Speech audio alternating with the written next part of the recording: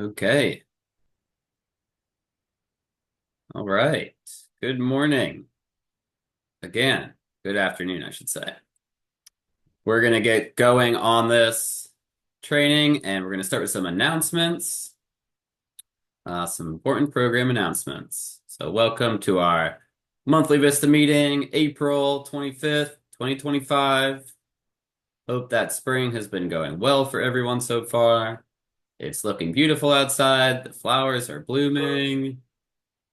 Pollen has calmed down a bit and looks like it's going to be a nice, cool rest of the month, which is nice to hear. We'll enjoy that before it gets super hot in the summer. Okay, we're going to start with program announcements here. So I'm sure it's been on everyone's mind. It's certainly been on our mind. There has been, as you know, recent actions at AmeriCorps HQ with the putting of administrative leave, putting on all this a lot of staff at AmeriCorps as well as the NCCC program. And what does that mean for Vista? We unfortunately don't know yet. We have not heard much communication from our program manager over there, but they are still working and emailing us about other matters. And we are going to update you all as soon as we hear any news on how Vista might be affected by this. There's going to be a large all-sponsor call next Wednesday that I'm going to be part of, and Ellie Mitchell is going to be part of as well, our executive director here. And we'll let you know if anything is discussed, divulged during that meeting. That's going to be our best point of communication with the leadership for the region for Vista. So until anything changes, we are all working. The grant is still active. Our projects are still going on. So keep up the hard work, the great things that you're doing out there. And if there's any news, any updates, we're going to be the first ones to let you know about it. Otherwise, it is After School Professionals Appreciation Week, and since all of you are working the after school youth development mentoring fields, we want to appreciate you all for what you do and the great things that you all are working on to support young people in the region. So thank you. Similar to AmeriCorps Week, but more specific to our field here. And there were some events going on throughout the week. Hopefully you were able to attend a symposium on Tuesday, and if not, found some other good resources as a result. Next week, April 30th, we will be having a in-person volunteer event. We hope that you can all attend. It will be with Blue Water Baltimore, and it's down in the Morrell Park area neighborhood of Baltimore City. And we'll be planting trees. Hope that you can join us. There is a volunteer sign-up sheet that needs to be filled out ahead of time and a waiver, similar to a lot of our volunteer events these days. That's online. It's pretty easy to fill out. If you don't have that link and you're going to join us, ask Almeida. We can get it to you. I could probably find it too, but Almeida is the main point of contact for this volunteer event. Anything to add to that? Almeida, you got anything additional for that? Um, no, I think you covered most of it. I have not checked the weather forecast for Wednesday recently, but it will be an all-weather event, so it won't be canceled even if it's raining. Hopefully it's not. But yeah, hope to see you all there. Very good. Okay.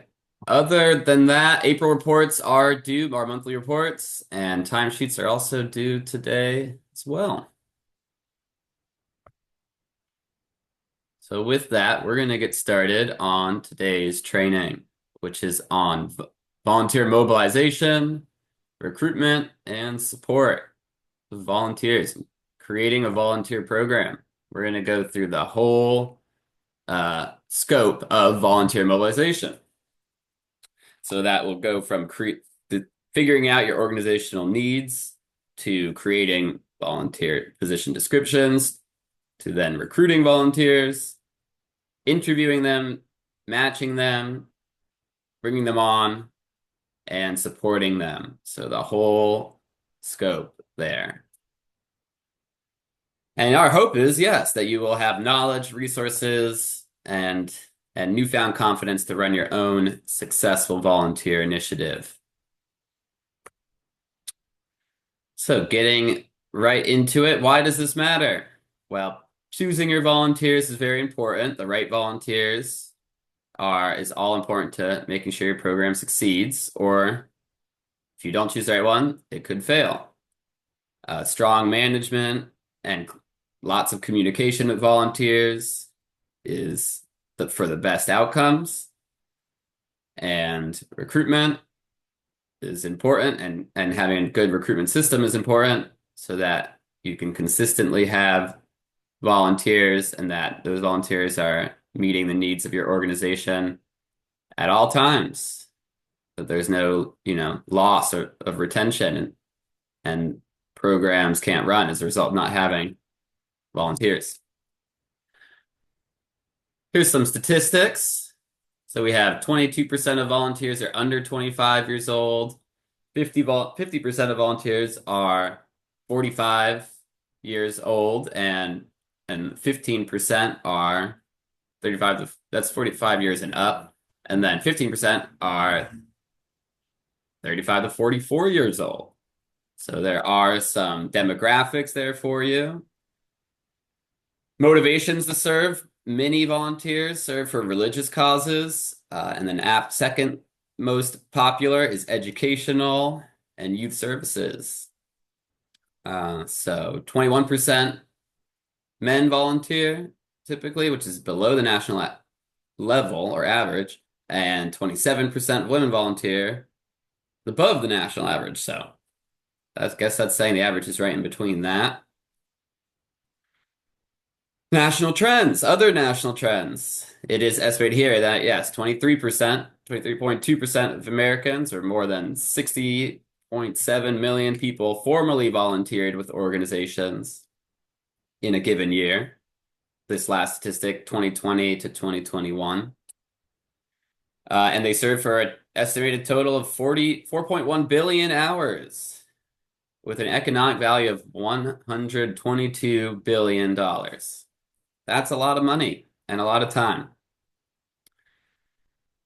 The rate of formal volunteer organizations did drop during the COVID pandemic, and it has risen slightly since then, but still there was a drop, and it was not good for nonprofit organizations and movements that you all are working in. So here we have some Maryland statistics. About 1.1 million residents have volunteered formally with an organization, contributing $3.2 billion in value. They're saying at a height of a pandemic, 2.2 million residents helped their neighbors. So there was a response there. In 2023, which was the last time we did some data collection on this. This is all from Corporation for National Community Service, AmeriCorps researchers. About 23.7 around the national average for Maryland volunteered, and many volunteered informally, exchanging favors with their neighbors, spending time with their neighbors. Belonging to an organization is a lot lower of a number. So formal volunteering, less than informal. One thing we can glean from this. And that 47.4% of residents donated $25 or more. So there is a fair amount of individual giving. Known as individual giving is probably the largest way that organizations, nonprofits, receive funds. Little fact there. To narrow down our scope even further, just the Baltimore, here are lists of the the rate of types of volunteering and participation. So we have, look at the very furthest bar going out to the right. The largest participation is for fundraising or selling items. The second largest is to collect, prepare, distribute food.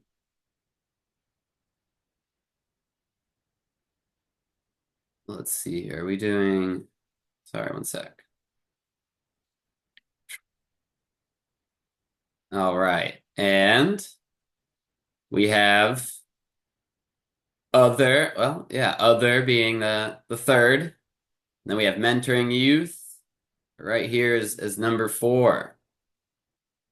So that is getting closer to our field right here. But these can all be different, important forms of volunteering. Tutoring and teaching. We've got counseling, we've got coaching, sports, general office services, professional or management services. That's up there too.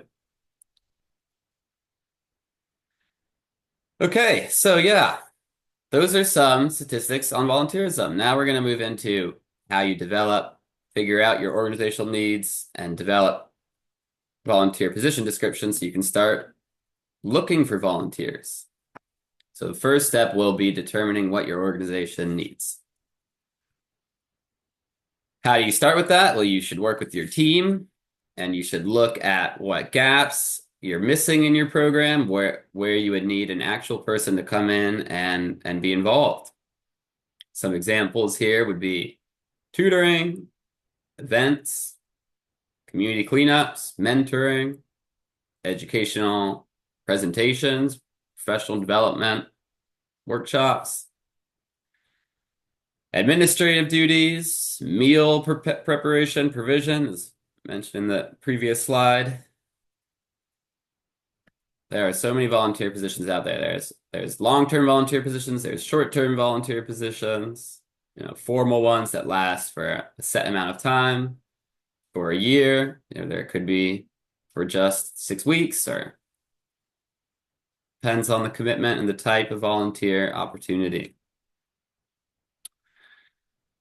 So a question for you all here, for everyone, if you want to sound off in the chat, or use your microphone, what sort of volunteer needs do you have for your program at the moment? Does anyone have any needs for volunteers right now?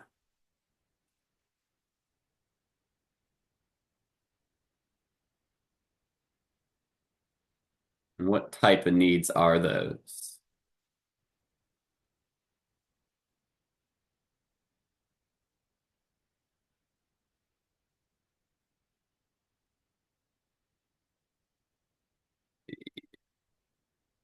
Okay, we need volunteers for summer camp, reliable volunteers, consistent volunteers,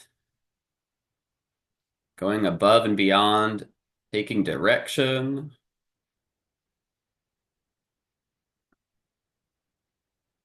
Other types of volunteers for our programs. Some tutoring needs, some mentoring needs. Those can be long-term relationships and commitments. Tutors, yes. Chaperones for field trips, college tours.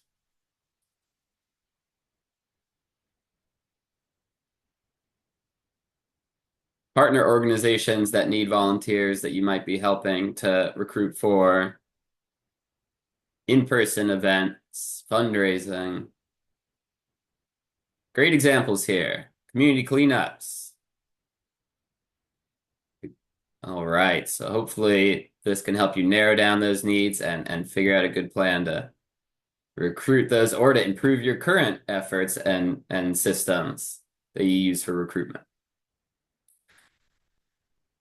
Here, so once you've figured out those needs, you've listed a couple of them right there, then you'll want to write out a job description, quote unquote, volunteer job description, for each of the different roles that you might be seeking to fill. And then you will likely be posting those somewhere online on certain websites, on your own website, through social media. Things to take into consideration when you're making these job description is the demographic of those that you're serving, and the situations that you will be looking to have volunteers engaged with, helping out with. We have a question here for templates for volunteer descriptions. Has AmeriCorps made any of those? That would be something I would highly recommend checking out through the vistacampus.gov. We have some examples. Yep, we could send some templates out if you would like to check out, but maybe Vista Campus has some templates also available. And otherwise, yes, I think that there's some good stuff out there that we could find, or you could look into yourself. And Vista Campus, yeah, and on vistacampus.gov, there is a section called, I think it's called, I mean, correct me if I'm wrong, but it's something like how I did that, something like that. And it's full of templates. There is a section just for templates that other members have shared. It's part of sort of like a message board. And we can find that link as well and share that out. So yes, what you're going to want to put into these job descriptions are specific skills, what's the time commitment, what other qualities or attitudes that properly represent your organization that you're looking for in a candidate. Good volunteer roles have personal ownership, give them, authority to think and choose and make decisions in their role, responsibility for outcomes to their role, an ability to evaluate or to measure what it is they are working for or trying to achieve.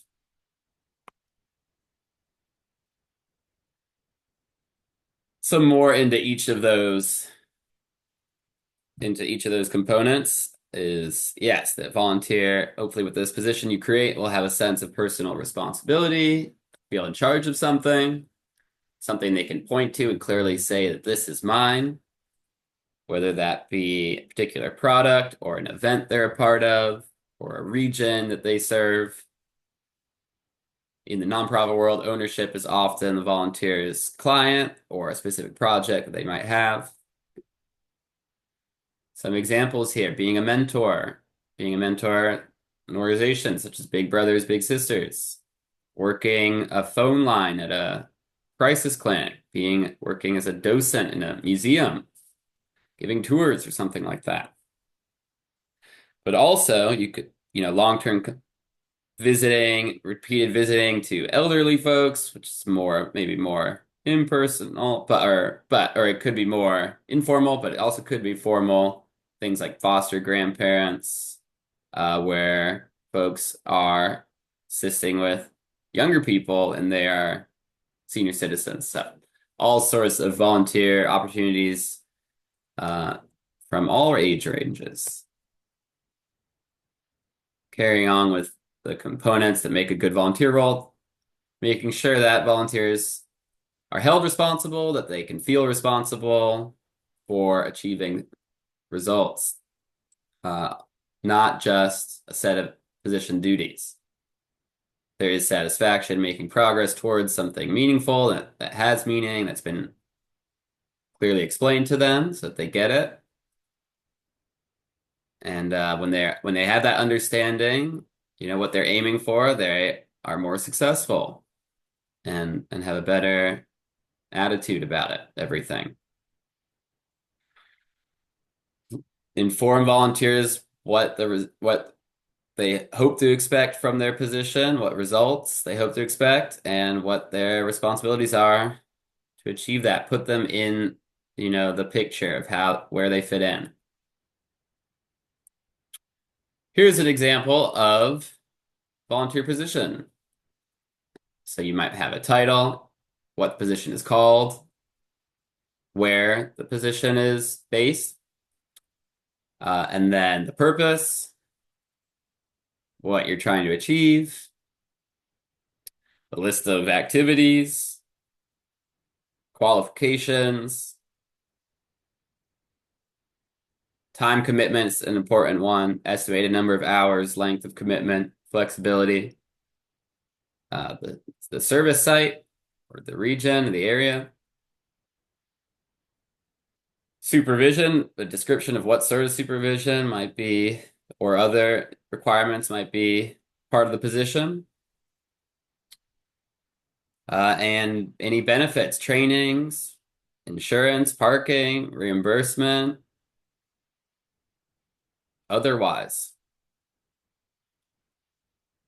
Here's an example of a senior service aide. So that has all of those components in there, majority of them purpose, activities, clearly bullet points, qualifications, the time frame, 4 hours a week for a minimum of 2 months. Typically, it's good to have more, a long-term volunteer commitment rather than a one-time, if possible, especially in roles such as you described. That can vary. The benefits, you put the mileage reimbursement, that's a nice thing. That's an example there. Okay. Other types of volunteer positions or sources of volunteers. So a lot of corporations will do big group cleanups or single day events where you get, 100 volunteers to build a playground, something like that. There is disaster response. There's a huge portion of volunteer work and assignments. There's also entrepreneurial. There's families that volunteer. There is different generations of volunteers to consider. International volunteers. International volunteerism is huge as well. The world of volunteering and student volunteers. That could be college students, could be high school students that have a requirement, hours requirement. These are all different sources to consider. All right. So now we're going to move into some strategies and some messaging.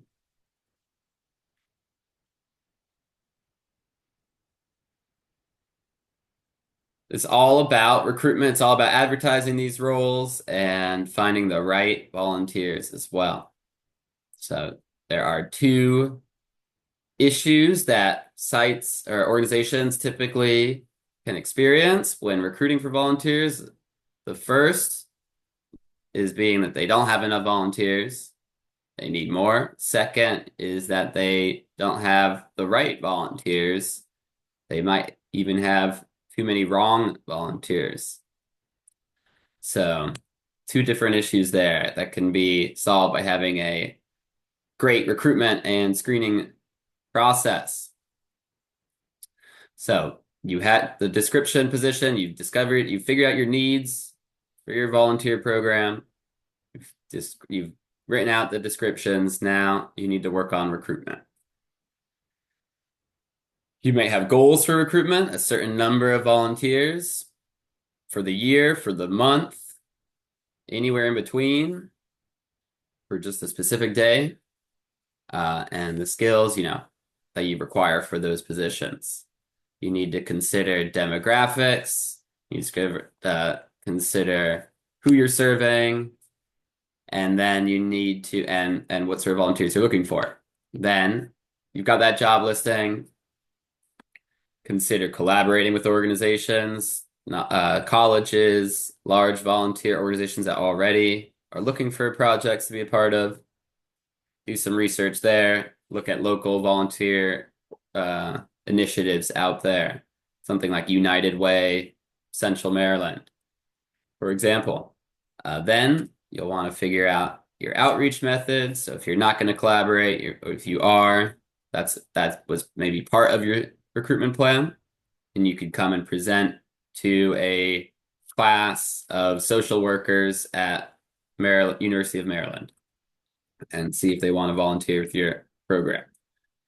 Otherwise, you're going to be thinking about other outreach. That's going to be, word of mouth potentially. It's going to be presentations, recruitment fairs. It could be online. It could be with certain, websites that you are using to post this, something like Volunteer Match. We're going to have a list of websites a little bit later on here to look at that you can post on. And then you're going to want to design and work with your team, whoever's going to be helping with this. Or if it's just yourself, still, you'll want to create a plan for who's going to be interviewing, who's going to be conducting the outreach, who's going to be deciding on volunteers, placing them and involved in this process. You'll want to write down interview questions or do some quick research and see what good questions are to ask, or work with your team and create that list, and then also work on the end result, which is a role offer and acceptance procedure. Once you have all that, then you can get started with recruitment. We have 4 examples here of types of recruitment. We have the warm body recruitment, targeted recruitment, concentric circles recruitment, and brokered recruitment. 4 different strategies to share with you. First is the warm body campaign. So the warm body campaign is if you need lots of volunteers for a specific event, or when you're just starting a program and you need to attract attention and get a lot of volunteers quickly. So primary methods for this warm body recruitment are distributing brochures and posters, putting up posters, advertising this need for volunteers. Otherwise, using public service announcements on television, radio, in the newspaper to spread awareness. Also, contacting community groups such as neighborhood association, scouts organizations, rec centers, community schools that can help spread the word.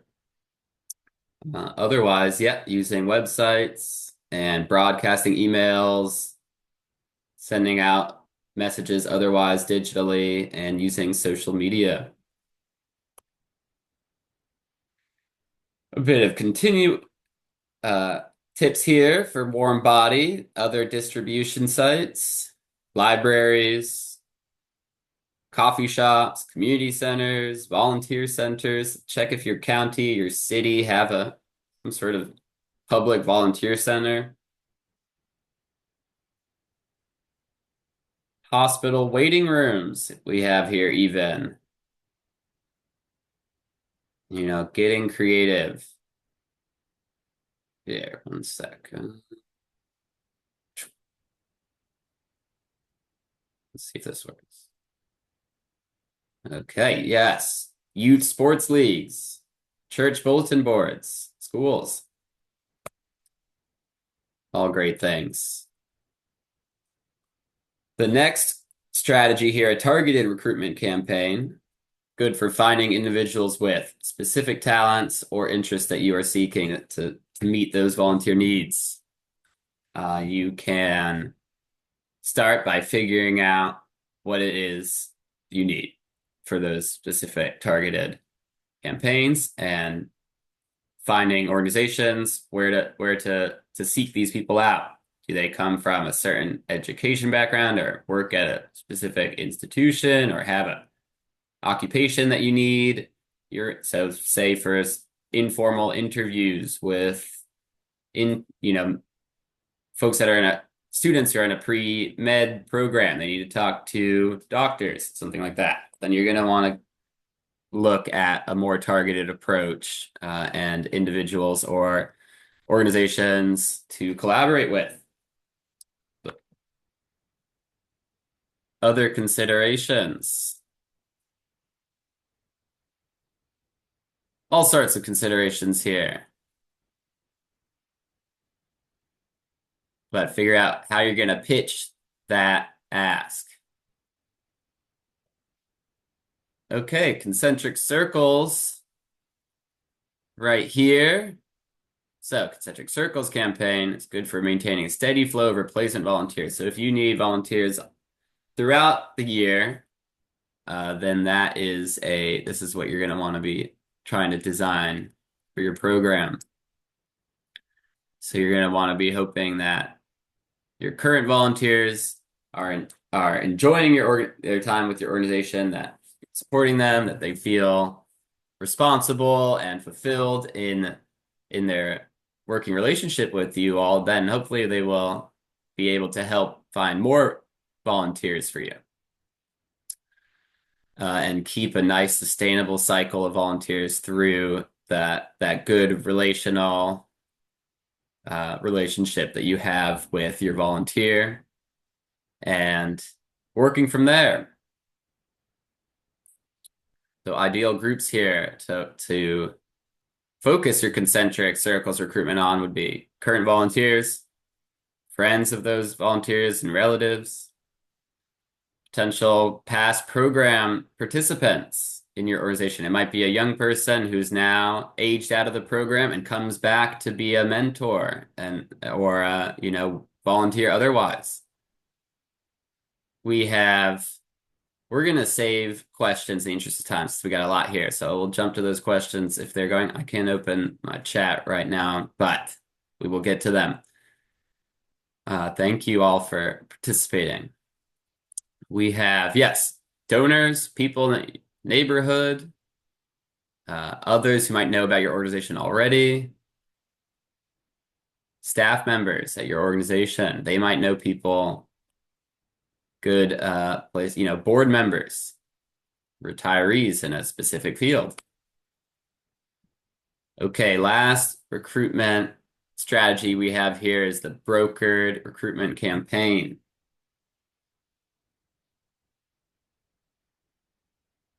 This is for folks who haven't heard of your organization before. So it does require effort, I would say, but what is good about it is that, yes, you can get a lot of folks that don't know about your organization, but they might not be appropriate, or they might actually, once they find out about your organization more, they don't want to be involved, which is okay. That's what a screening process is for. So if you can create an interest form or something like that and have it direct folks to be able to apply, or use a different website to have folks fill out forms so you can then review and screen them, that would be what you'd utilize for this. So other ways to get folks who haven't heard of your organization before, not previously connected, would be to, again, look for that local volunteer center, search for local senior corps programs or the RSVP program, which is also part of Corporation for National Service, the AmeriCorps branch. It's a different branch. Look for those corporate volunteer programs or those community engagement initiatives that they might have, however they phrase that. Check out youth volunteer programs or volunteer initiatives at local colleges and high schools. And there are some other groups and clubs out there. Kiwanis, I can't remember how to pronounce that one. Kiwani, Rotary, fraternities and sororities are definitely a big source of volunteerism. And other organizations that might be local, either to county or city that you reside in. And a lot of volunteerism and signing up and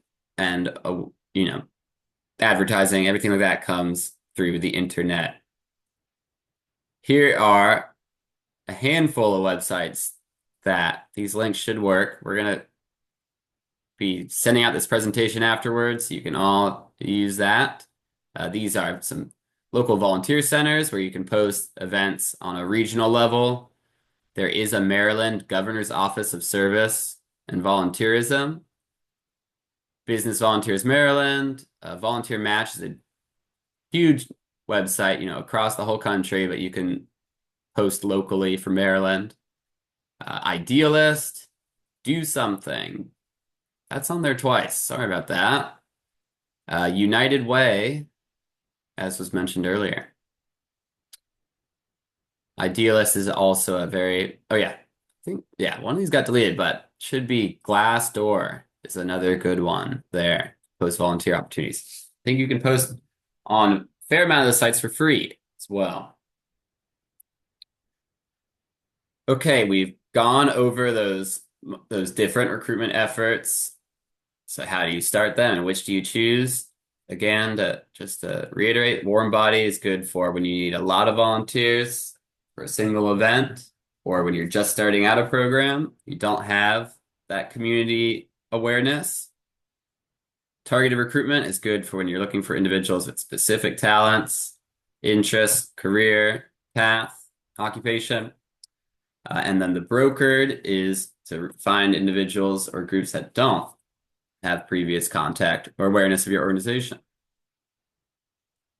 Some things to look out for: getting too greedy too fast, offering a volunteer more than what you can actually provide, let them do, or their responsibilities or their involvement in the organization, promising them too much.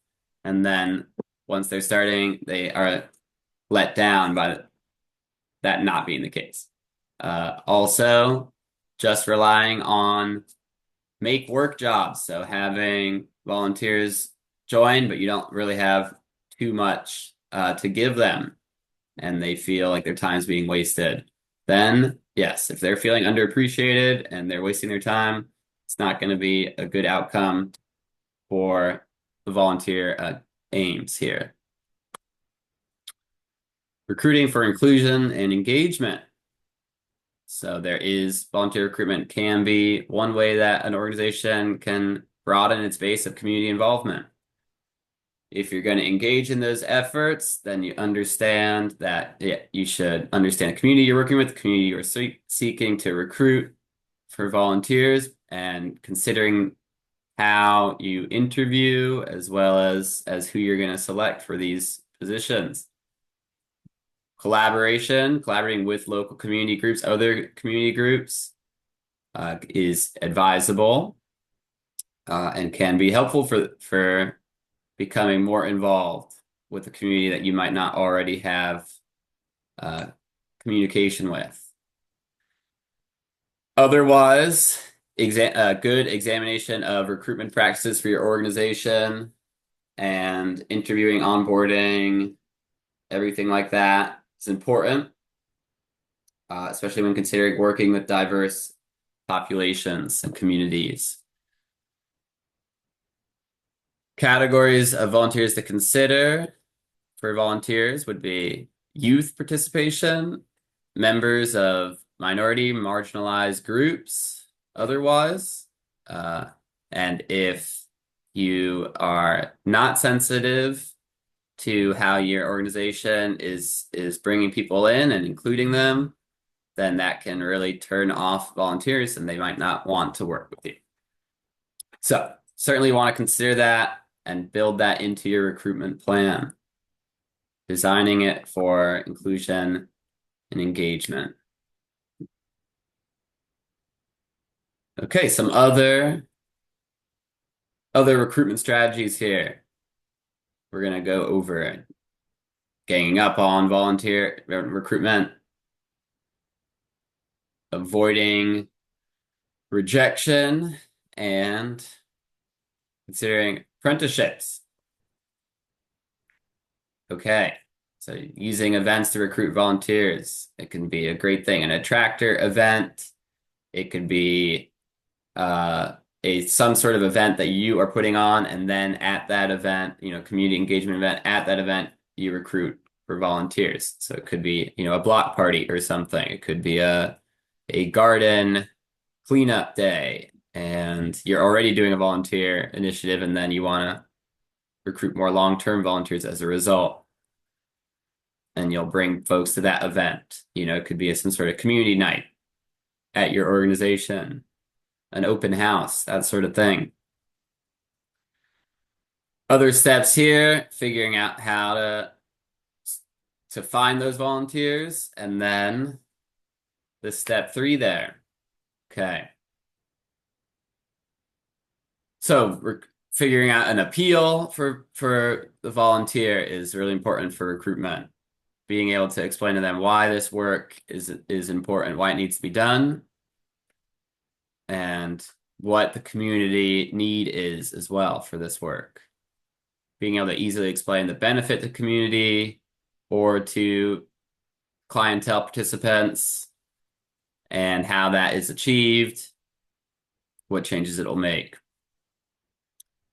What benefits will the volunteer receive? Also, it should be, they are going to need to know how they're involved and how it is, a two-way street, so to speak. Okay, moving forward. Some great volunteers here at a Habitat for Humanity. They rely on regular volunteers. Sometimes they're just one term. They have a great online sign up and they do orientation for everyone who joins them for the day. They do orientation, they did an evaluation at the end, a whole experience just for one day that has been designed. Okay, more questions here for the cohort. What would you, and maybe it's something you can just think about, what would you pitch, but if you'd like to offer an example, to attract volunteers to your organization, what would be, the motivation, the reason for this volunteer work? What is it that community would be getting out of it? What does the volunteer get out of it?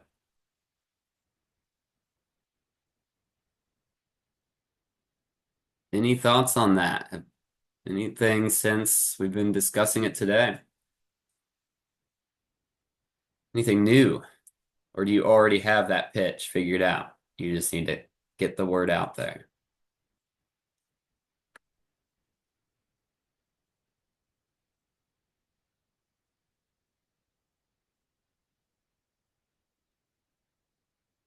Right. Certainly an important question to consider when you're making your recruitment plan.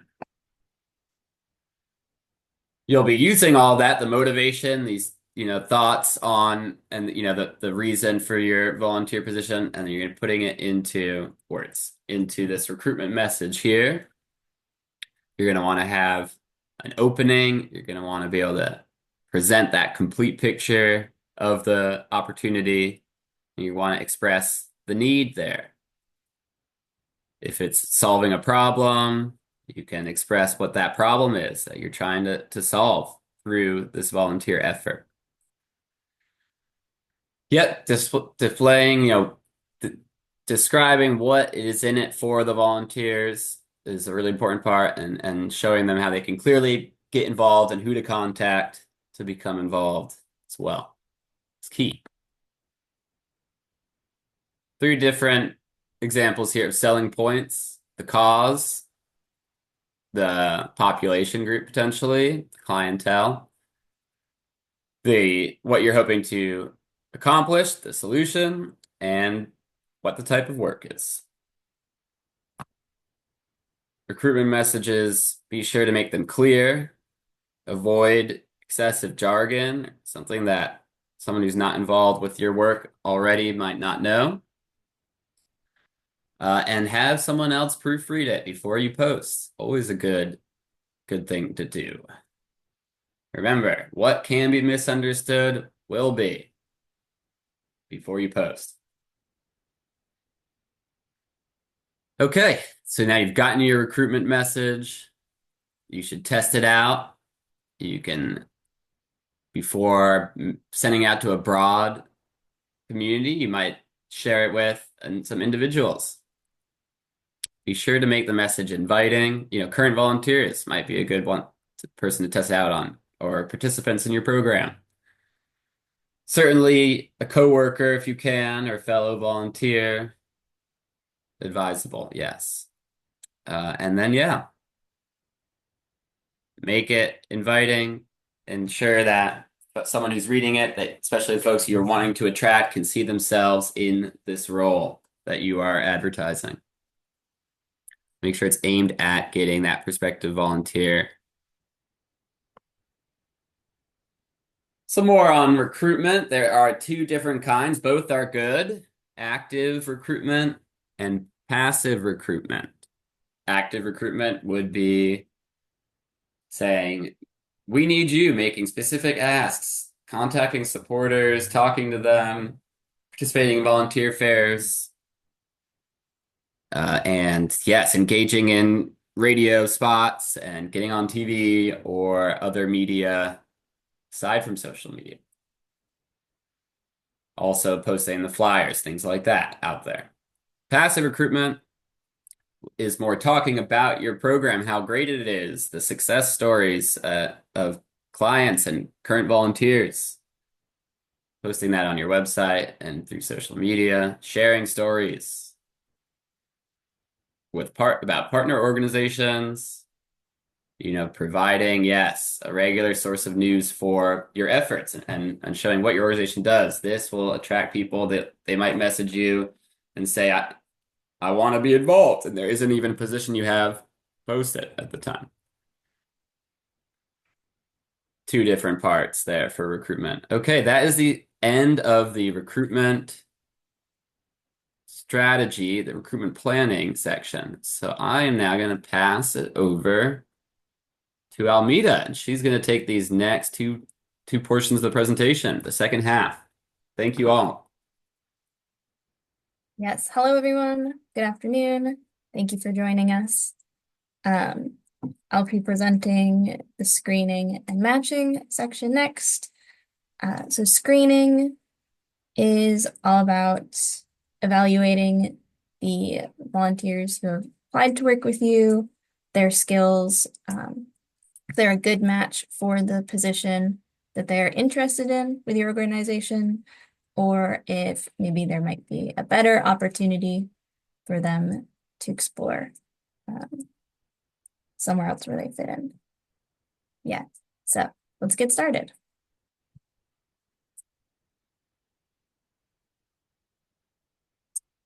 Okay, so there won't always be an interview if you are applying to volunteer with another organization. I'm sure you all have experience doing that, and have experience with filling out the interest form, maybe some communication by email, and not doing a formal interview. But if you are recruiting volunteers for an organization, interviewing them is a great idea. All of you should have gone through a phone screening with MOST for your VISTA assignment. So this should also be something you have experience with. But as I said, interviewing a volunteer is a good way to check their interest, particular job, and if they have the skills they need to perform the volunteer work that your organization needs in that position, or if they have other interests or abilities that might be useful to you somewhere else, and to explore that together. Next slide. Okay, so if you are interviewing volunteers for your organization, here are some traits that you should need, skills that you should have. So, ability to listen attentively and ask follow-up questions during the interview, ability to recruit and motivate while interviewing. We will discuss what should be involved in the interview process the next couple slides, but you should have some description of your organization during your interview.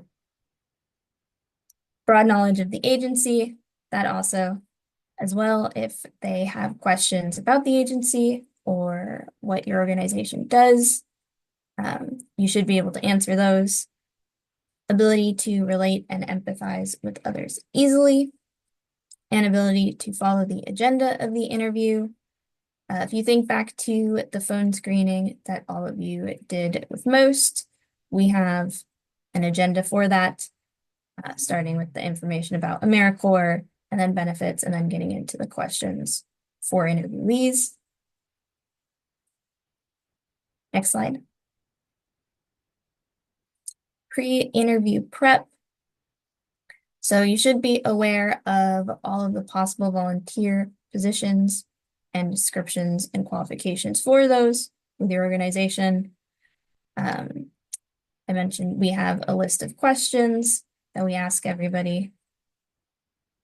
Likely volunteers have already filled out an interest check or an interest form with your organization, which is how you get their contact information, how you reach out and schedule the interview.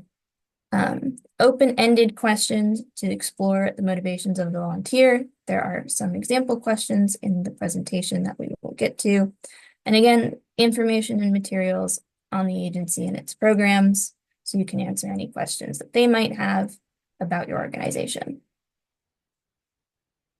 Next slide. Opening the interview. So you want to make sure the applicant feels welcome, that you're thanking them for their time and for having the interview with you, especially since interviewing for volunteer positions, I'd say, is not a common part of volunteering, but it is something that's really great to practice. It also gives you a great opportunity to practice skills being an interviewer, building rapport, giving them background information about the agency and its work, explaining the process and where they fit into it, the timeline for volunteering, asking them what questions they have, and focusing on their concerns and issues before concentrating on your own. Next slide.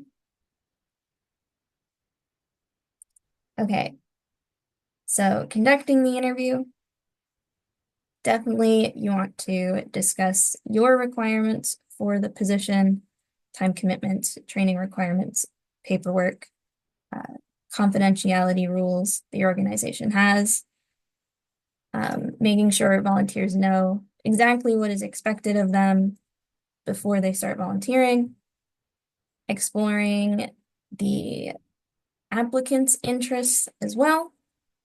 You might already have an idea of those from the interest check, the interest form.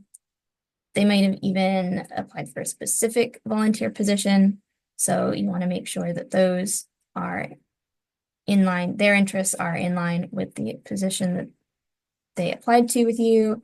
If they are not, that's when you can discuss various other volunteer opportunities that you might have and explain why you think they might be a better match for those, offering them some more information about them, because it might be whatever little information blurb about the position didn't catch their interests, but if you can give them more information about it and explain how you think they would fit there, that might excite them more. Next slide. Okay, example questions. So you can start out with something like, what can I tell you about our agency? Or maybe, how much do you know about us? Questions to uncover motivations. Again, gauging their interest. Why did you decide to become a volunteer? What attracted you to our agency? What would you like to get out of your volunteer experience? And what volunteer work have you done before? I think, yep, more example questions. So determining skills or work habits. What skills do you think you have to contribute here?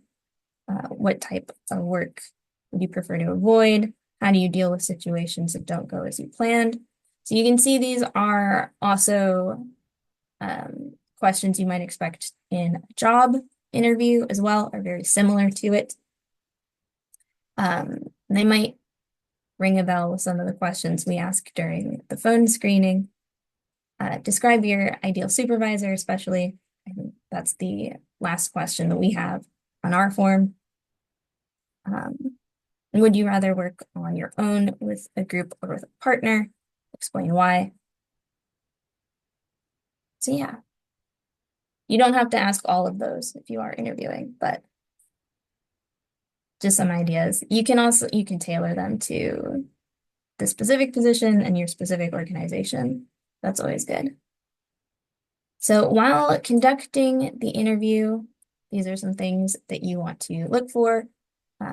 Not just the factual information being provided, but also gauging their enthusiasm, passion, if they seem warm, charismatic, patient, the qualities that you think they might need to perform well in the volunteer position that they are interested in. For example, if you are interviewing some people to be tutors, you might want to make sure that they're patient, since they might be working with children, and that can be stressful.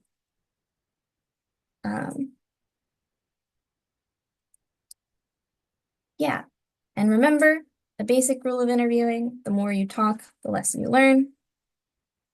So it is important to make sure you're communicating about your organization and the cause and why they should be interested in volunteering with you, and the benefits of doing that. Not just personal benefits for them, although that's also important, but you do want to make sure most of the talking should be on their side. Next slide. Closing out the interview.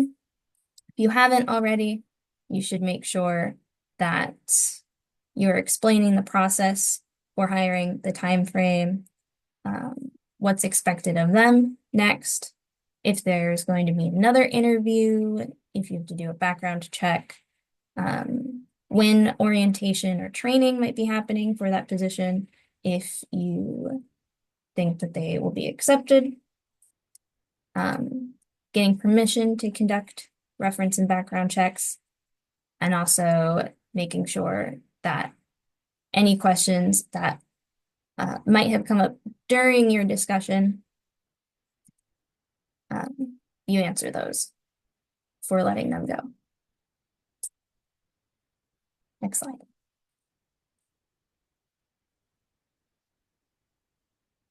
Okay, overall interview suggestions: being an active listener. You might have heard of active listening before in other contexts, but it is a good skill to practice for any discussions. You should be paying attention to what somebody is saying and not saying. Really, yeah, some tips for active listening include eye contact, and asking questions, follow-up questions. Answer any questions about the agency and its work openly and honestly. You won't get anything out of lying to them. Don't promise anything if you aren't able to be sure. Making a placement or which position they might be in, and evaluating people on an individual basis. Never assume that they are like anybody else you've ever met. Next slide. Other things to consider when interviewing: what type of interview are you going to do? Is it an in-person interview, over the telephone, group versus individual interviews? These all have their own downsides and positives. Face-to-face, you can connect with people better, usually, and also read their body language better. But it can also be harder to schedule those, find a time that works for everybody. They might also be in a completely different, well, when we're talking about interviewing for Vista positions, they might be somewhere else in the country entirely. So it can be very difficult to do a face-to-face in-person interview. So that would be a benefit of doing interviews over the phone. Group versus individual interviews. Of course, you can interview more people if you have a big event that you are recruiting volunteers for. And there are going to be a lot of people who you need to interview. Group interviews are a good way of interviewing lots of people quickly, of course, but it does mean you don't get to connect or learn about any individual person as much as if you're doing an individual interview. Reference checks and liability concerns. So we will discuss risk management a bit later in the presentation, but that is something that you should be thinking about the entire way through the process, and also what will be the process for rejecting any volunteers if you have to do that. Next slide. Okay, what not to do during interviews. Giving advice or offering personal opinions, asking about a candidate's personal life qualities, including protected classes. Of course, a protected class is a group of people who share a trait and are protected from discrimination based on that trait. This includes race, age, national origin, religion, disability status, and gender. Don't ask about any of those during the interview. Do not formulate an opinion early on during the interview. You're really not there to screen people just based on your first impression. Try to reserve that, get through all of the questions, and think about it afterwards. Don't make assumptions about an applicant not based on anything said or demonstrated during the interview.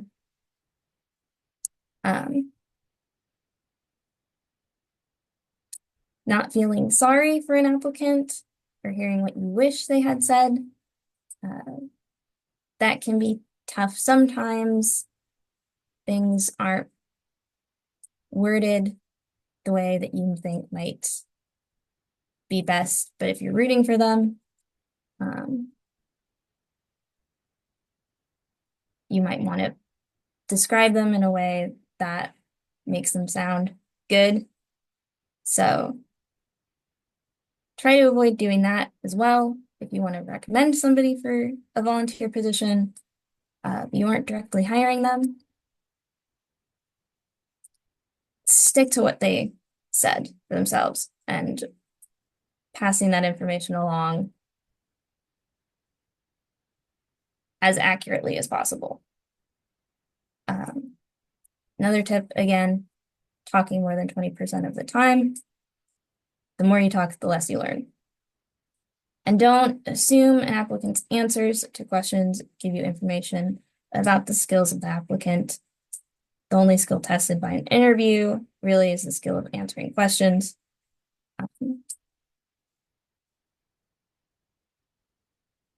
Okay, next slide. Orientation, training, and coaching volunteers. So once you have screened volunteers and have decided to accept them as volunteers, and you might still be deciding which position to place them in, but this is the next step in the process. The next 3 steps, actually.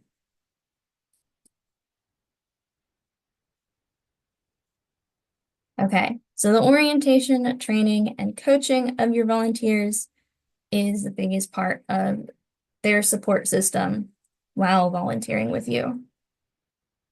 And this is really important if you want to make sure that the volunteers you do have feel good in their positions, feel good volunteering with you, and hopefully that they want to continue to volunteer with you long term. Um, that's volunteer retention. So all volunteers need some orientation for their work with an organization. Orientation is the process of preparing the volunteer for a clear relationship with the organization. This is when you describe in more detail the cause of the organization, the work that the organization does, the importance of it in the community, benefits to community members, all that good stuff. It should come up a bit during the interview again, but you want to bring it up multiple times just to make sure you're reinforcing it, and making sure volunteers understand exactly what they're doing and why it's so important. Training is more specific to the volunteer position that they are in. It's designed to equip volunteers with the specific skills and knowledge required for their positions. So orientation is more general. Usually you start with that, and then you might split volunteers up to do training. Most orientations I have been through also have been in a larger group. So that's a great way to connect volunteers in the organization with each other to make them feel a part of it. Next slide. The importance of orientation. You want to make sure you're communicating the cause, why they should be volunteering with you, the system, how will they be volunteering with you, and where do they fit into the organization. These are crucial for volunteers to feel comfortable, welcomed, valued. Early retention loss in volunteer programs, often due to the absence of a good orientation.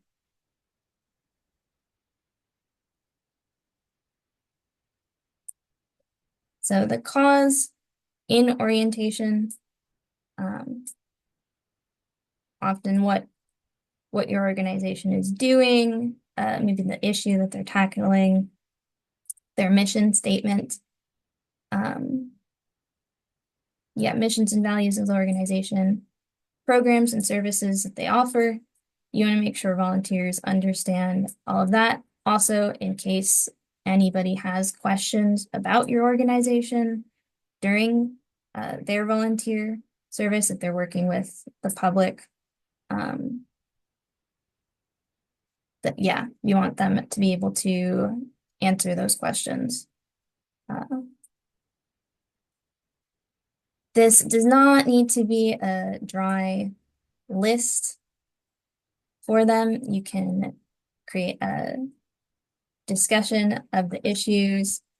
And it should be something that you are bringing your own enthusiasm to as a member of the organization, maybe even a fellow volunteer. Making sure that they understand all of this, and see the passion in your team for this cause, so that hopefully that makes them feel motivated. Next slide. So the next part, training. Determining what training volunteers may need requires answering 3 questions. What information do they need to successfully perform the work? What skills do they need to successfully perform the work? And what attitudes and approach do they need to successfully perform the work? Training can cover just one of these or all 3, depending on the specific volunteer position, what volunteers in that position need. If it's very complex, it might cover all 3 of those. Less complex, maybe only one. So if they need really specific information or skills. They're working with a specific software, for example, um, maybe organizing donations or inventory, recruiting student progress, for example, if we're going back to volunteer tutors. So they need to understand how your organization does all of that work, the processes, systems that are already in place, and what they need to do to follow those. Attitudes and approach might be conflict management, perhaps. An example I have is cultural competency training. So many of you might know I volunteered at the Native American Achievement Center in Montana for my first years of VISTA, and I received cultural competency training in order to successfully perform there because there's some specific cultural norms with Montana's indigenous communities that are sort of the opposite of the culture I was raised in. The big one that comes to my mind is eye contact. So I was always taught that eye contact during conversation is really important. It makes the other person, it's the way how you signal that you are listening and engaged in a conversation with somebody else. But when you're working with the indigenous communities in Montana, actually, eye contact is seen as disrespectful if you are interacting with somebody in a position of authority, an elder in the community, for example. So that's something to be aware of.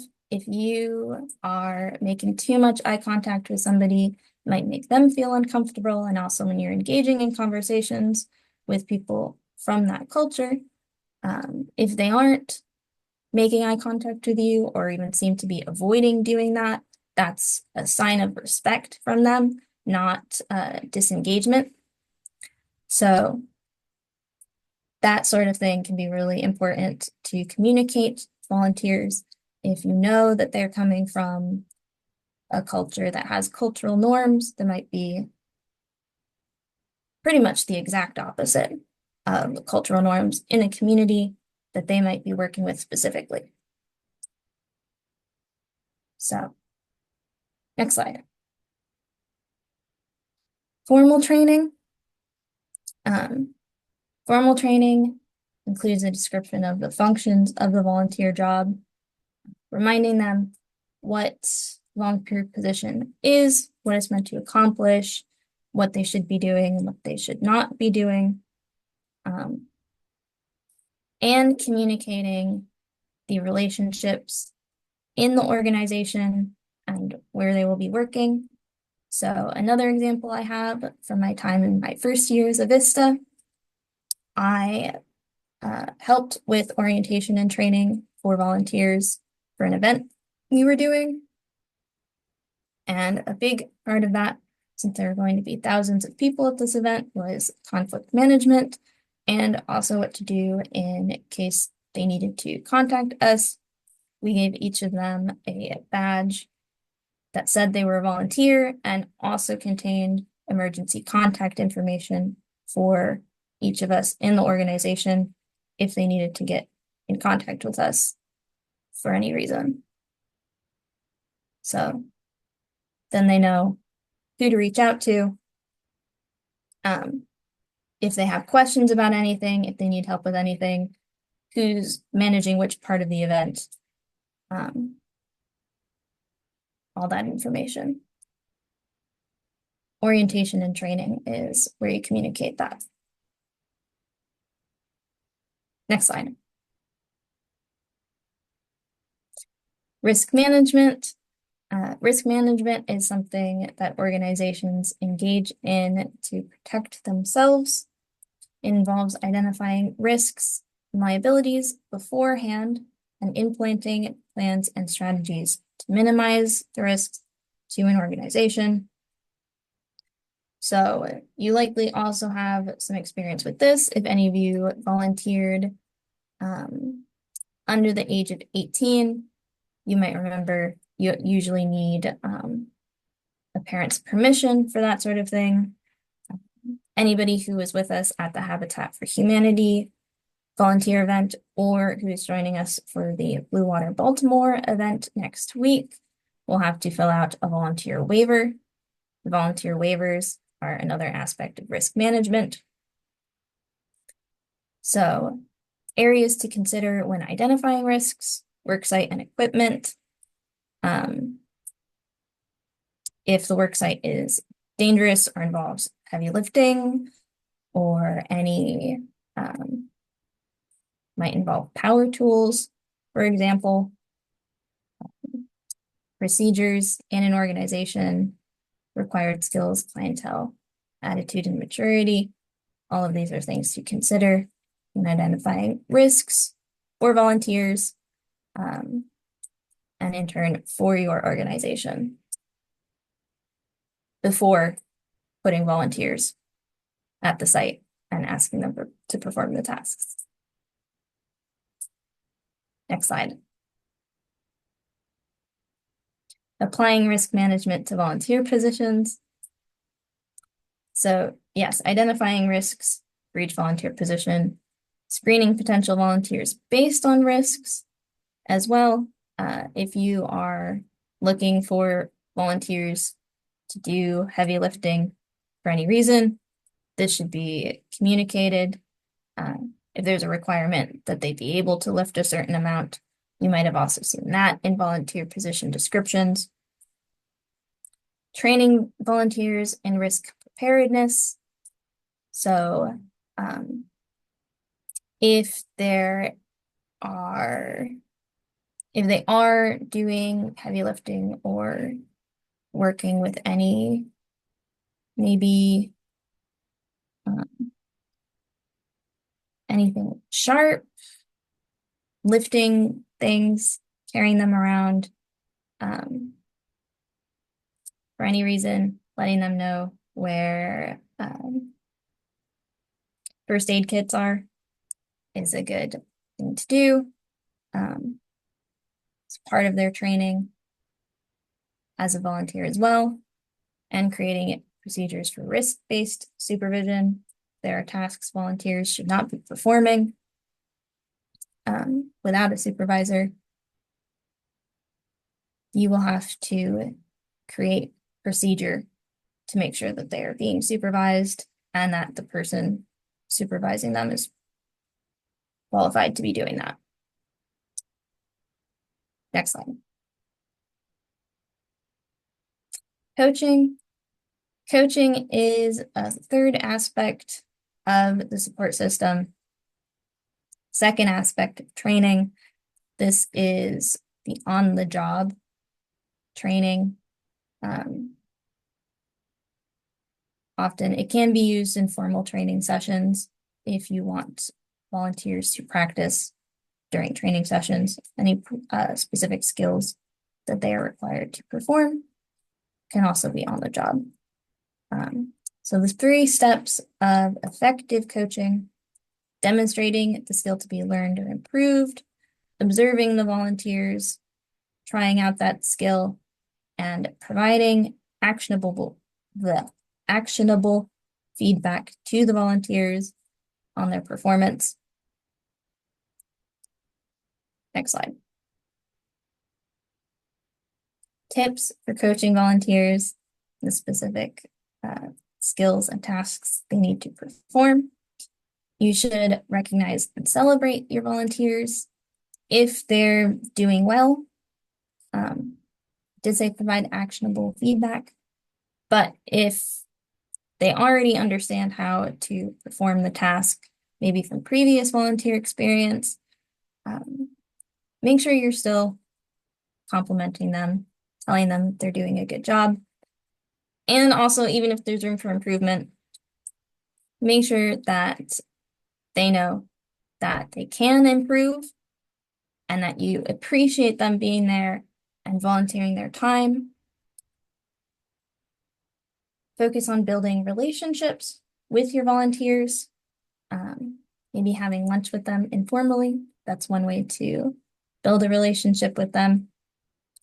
Collaborating on tasks together and creating a culture of continuous learning. So yeah, don't put your volunteers down if they're not performing a task quite as well as you want or need them to. Um, Make sure that they know that they need to improve, but also how. Um, and yeah, not demotivating them or making them feel unvalued. It's another way to retain volunteers, which is what you want to do, especially if you're training them to perform the tasks the way that you need them to. The more of them that you can get to come back, and they already know that, the less training you have to do. So that's a benefit to your organization. Next slide.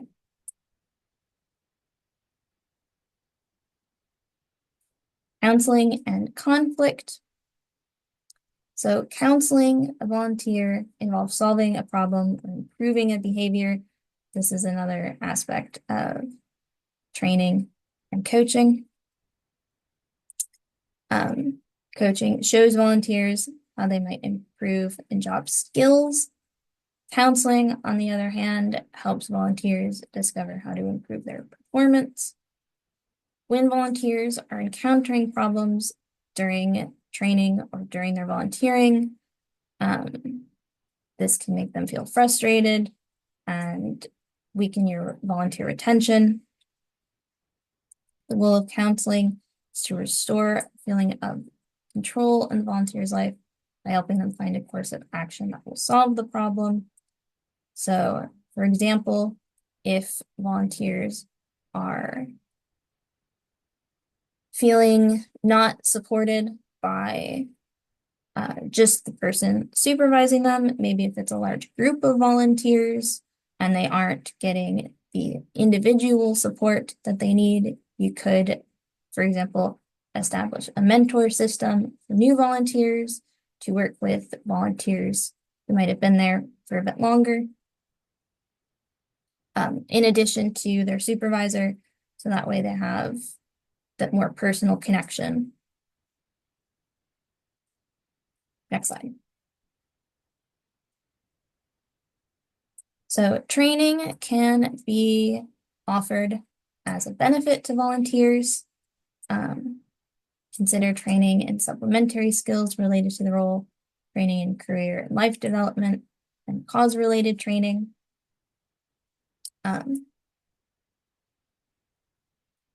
Skills that volunteers gain during their time training, volunteering with you, or formal training that they receive.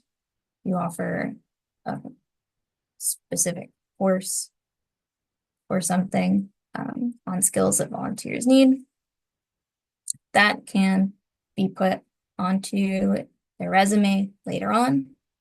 So make sure you're considering that as well when you are writing out volunteer position descriptions. Also consider recognition.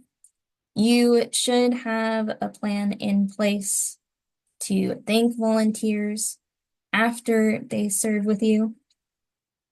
Could be a thank you note or a little goodie bag, anything to make sure, even after they finished volunteering, you are constantly reminding them how appreciative you are of them being there and helping you, your organization with the cause. Evaluations and volunteer assessments are another great thing. It could be a survey or a little form, often anonymous. Although you should also, if you have multiple volunteer positions with your organization, you should make sure that there's a place for them to note which position they are in or were in. So you're receiving specific feedback about that position. and the experience of volunteers in that position. But that is a really important part of also improving how your organization treats volunteers, um, and the volunteer positions themselves. Further training and succession and sustainability planning. You do want volunteers to be returning to your organization as much as possible. Um, but yes, if there are um, other things that more experienced volunteers might be able to perform in your organization, that is something to consider as well if you have people who are coming back often. And succession and sustainability planning, if it's perhaps an event that volunteers are volunteering at that happens frequently, you should be considering your plans for the next events as well when assessing volunteers and going through evaluations.